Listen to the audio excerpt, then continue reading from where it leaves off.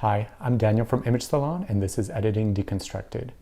Every week, we take a different image and show you some behind the scenes in Lightroom and Photoshop to get the best out of your editing.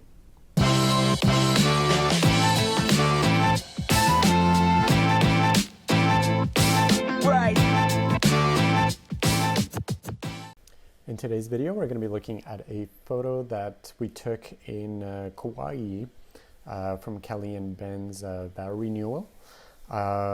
Honestly, we just got so lucky with this double rainbow.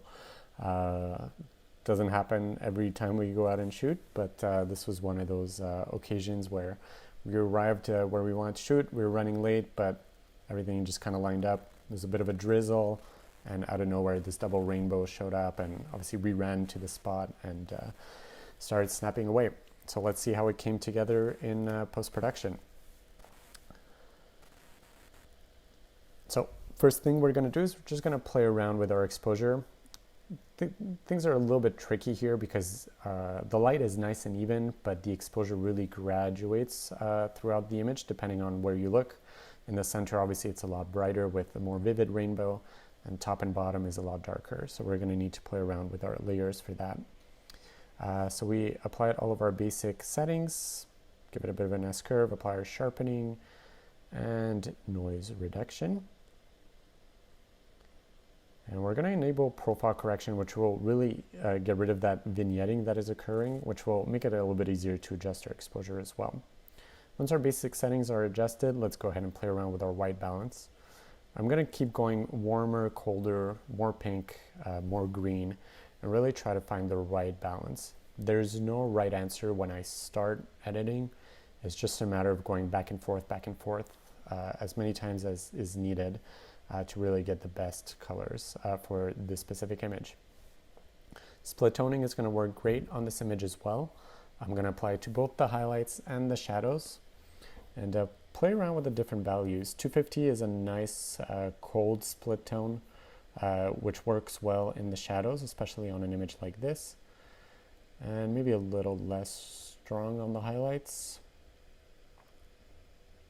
Let's pull back on the shadows as well. That looks pretty good. We'll increase our saturation, increase our vibrance. Obviously, I'm ignoring the couple here and really applying what is best for the center of the image to really bring out the best colors in the rainbow and in the sky. And finally, we're making little micro adjustments to our temperature and tint, pulling our highlights, pushing our shadows a little bit more visual contrast with our whites and blacks. And dehaze worked very well here as well. You saw it at plus 50. Let's see if we keep it there or decrease it ever so slightly so it's not too strong and not decreasing the quality of the image.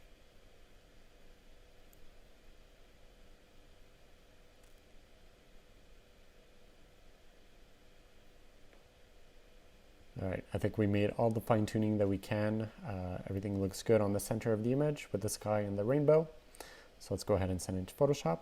Right away, send it right back to Camera Raw to create the second layer. And we're obviously going to go brighter on our exposure. This is really going to be for the top of the sky and for the bottom where we have the canyon showing through the fog, through the rain, sorry.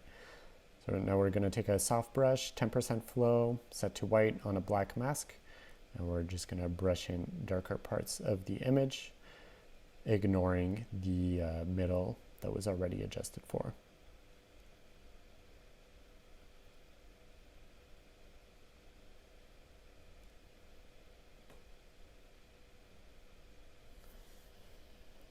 Once that looks good, we're going to create our third layer for the couple.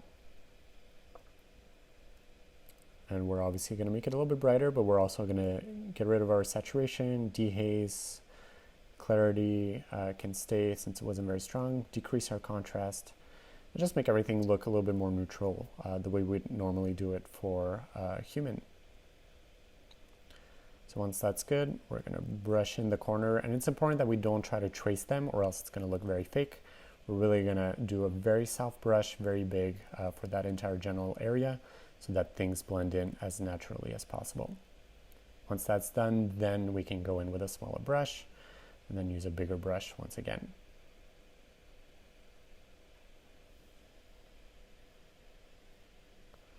All right, all of that looks good. Last thing to do is going to be to crop in to really make things nice and balanced to the right of the couple and also under them with the edge of the frame. Once that's done, let's go and do our final S-curve just for a little added contrast. And that looks great. We're good to go. Nope, we're not good to go. Sorry about that. We're just going to do a little spot healing to remove any dust spots. There was one in the corner there. All right, now we're done. Thank you so much for watching. We'll see you next time on Editing Deconstructed. Right.